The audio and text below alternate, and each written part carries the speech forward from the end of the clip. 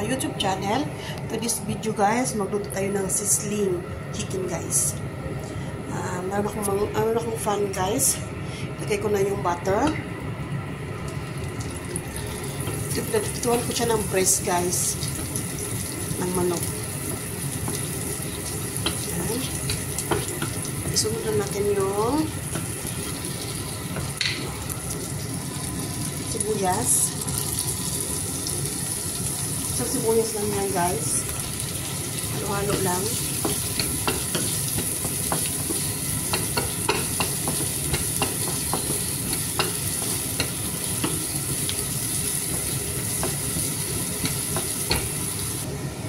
Ay, lagyan natin ang chicken guys. Itong chicken guys na i-fry ko na siya guys, yung breast. Ayan na siya. Yung chicken breast, guys, i-fry ko na siya. Madali lang to siya guys. Mag-add tayo ng mag-add tayo ng black pepper at saka toyo. Pepper na konti.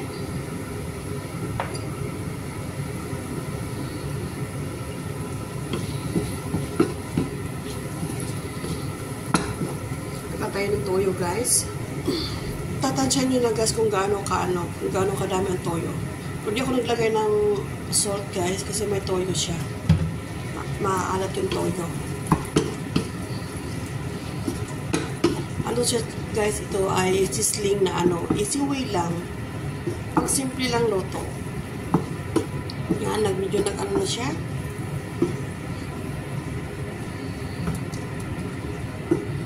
Madali lang to siya guys.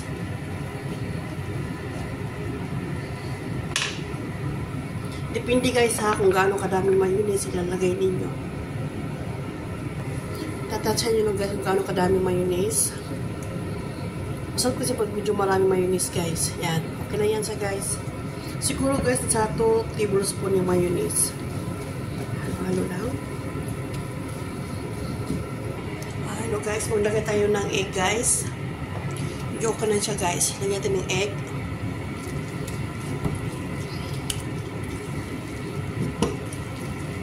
Kasi wala kasi akong sizzling na plate guys. Ito sa fan na lang.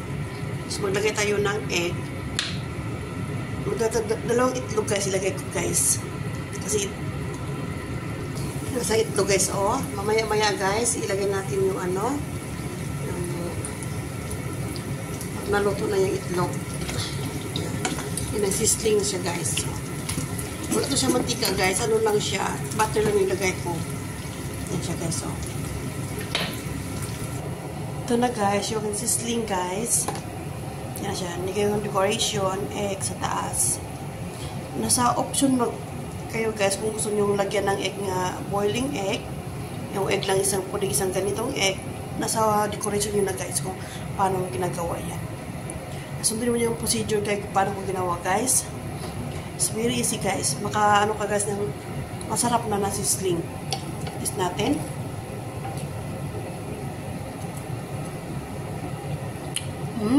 Sarap guys. Sarap siya.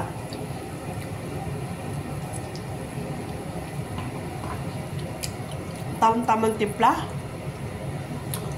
Siya guys, ito na sa easy way na paano gumawa ng sizzling guys. Wala kasi akong sizzling plate guys. Masarap siya guys. Promise, sarap. Thank you for watching guys.